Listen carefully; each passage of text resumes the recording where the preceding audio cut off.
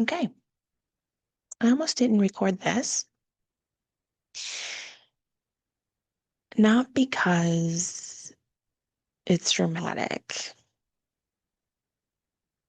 It's because it's very personal. Um, Tell me if you can relate.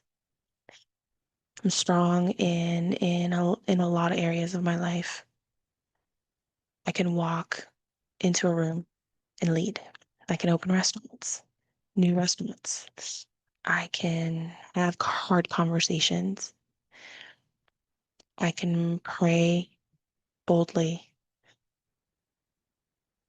I can tell, I can show other women their worth. Then someone I care about pulls back a little. And the first thing my nervous system wants to do, the first thing my body does is my chest tightens. I hate admitting that.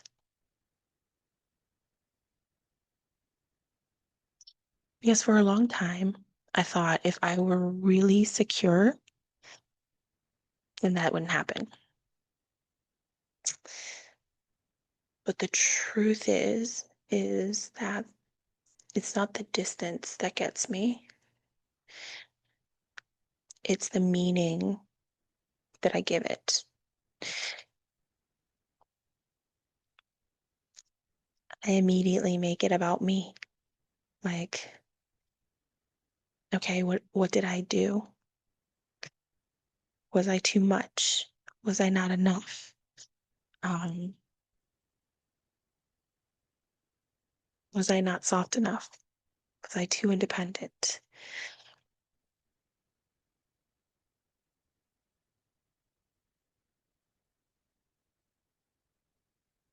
It was subtle, but I wouldn't say it out loud.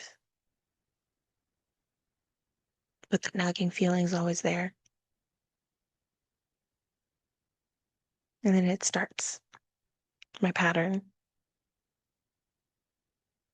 I would start overthinking. I would dissect every conversation,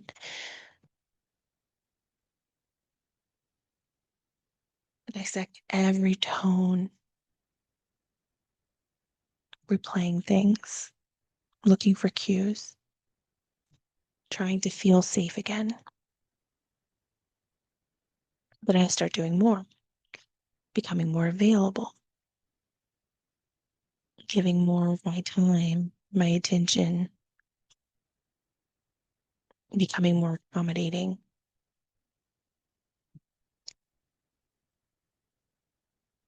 And then this sounds crazy saying this, but then I would feel resentful if I feel like I'm doing much more than the other person. So then I'll pull back and I'll convince myself that I don't need anybody. Anyways, I've gotten this far along without someone. And I create all these expectations, right? And I don't have a conversation with the person. And then I sometimes even just create a distance on purpose, just to see if he'll notice, just to see if he'll come and chase me.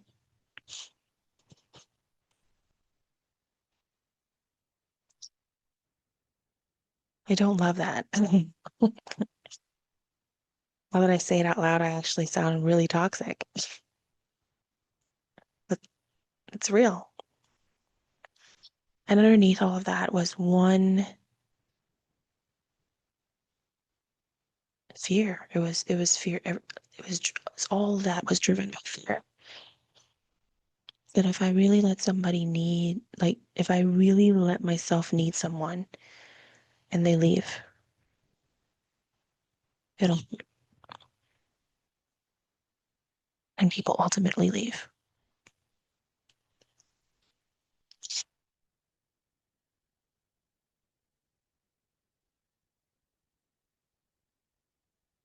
And here's what changed things for me. I didn't understand love. It was never modeled for me. I didn't know how to love. But I didn't understand until I understood the love that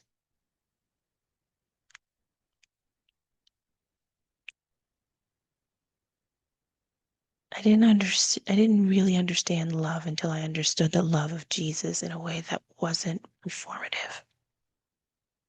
Like he doesn't pull back when I'm not perfect. He meets me in my pain. He doesn't let me guess where I stand. He lets me know exactly where I stand with him.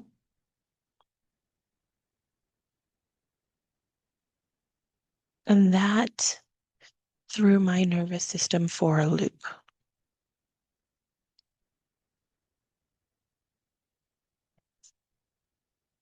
because it made me reevaluate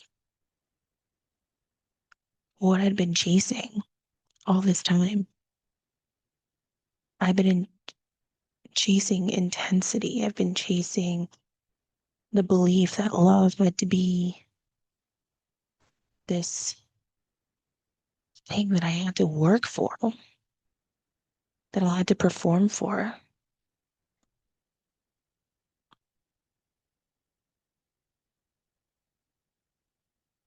So I was quick.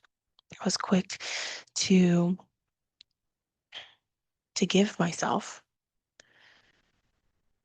give my attention, quick to give my body, quick to give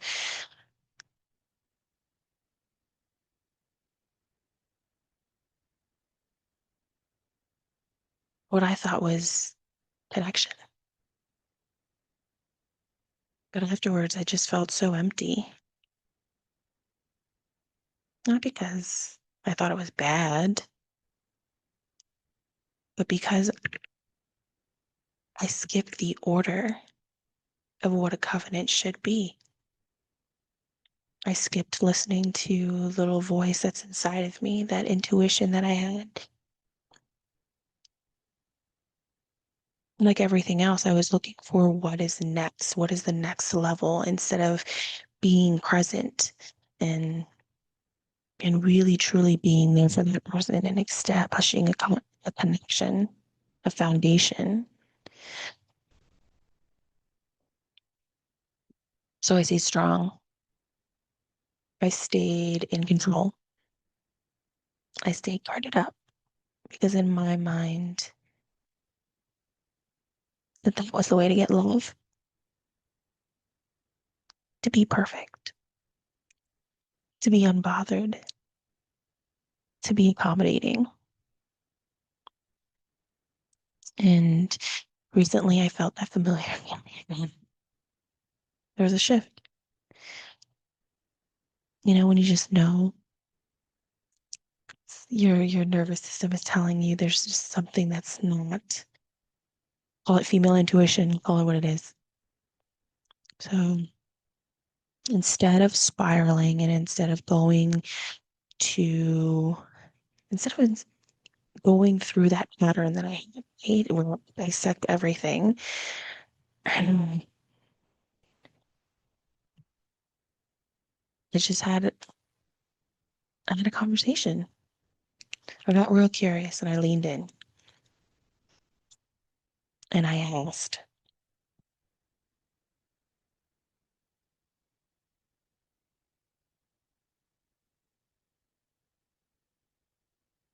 And it wasn't easy.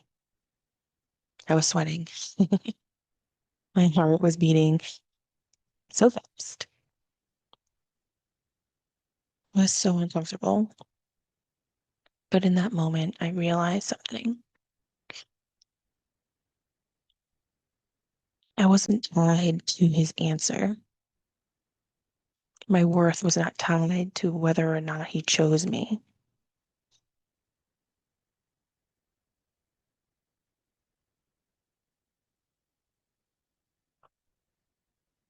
because I was able to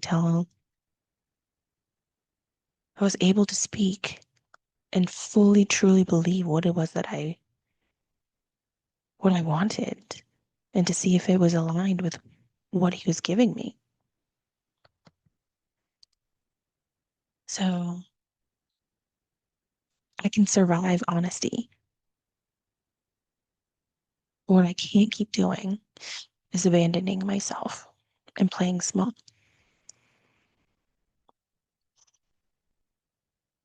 So if someone says they're unsure, or if someone says that they can't hold me, or this is something else that I heard a lot, they can't just simply can't give me what I want. That doesn't mean I failed. It just means that we're not aligned. It's that simple. And that feels different.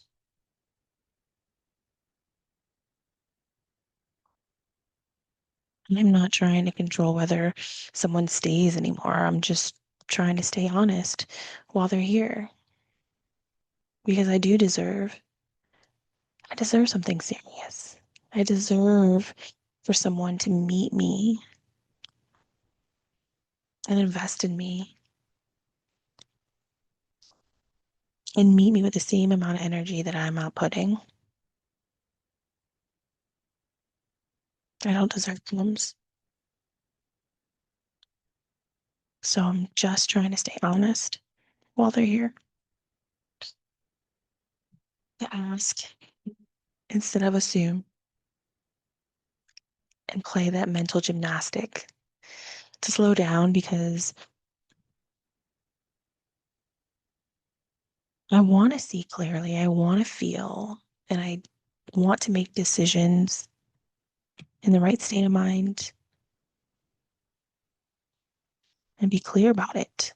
Not because I'm scared. And feel like consistency matter more than butterflies. Butterflies. What are butterflies? Butterflies is just your body telling you that this is anxiety. So I'm learning, right? I'm still learning. I'm sure there's much more that I have to learn also, but one thing is I'm not leaving myself anymore. And maybe that's the real growth. So this is the first episode in a series because I know I'm not the only woman who feels this. We can be strong and still feel anxious sometimes. We can love God and still be unlearning patterns. And that doesn't make us hypocrites. That makes us human. So I'll leave you with this.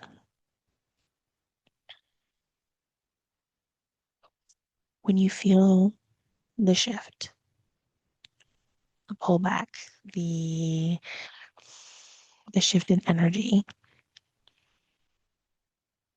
where they go from calling you every day to all of a sudden going all day without talking to you. Do you ask or do you disappear?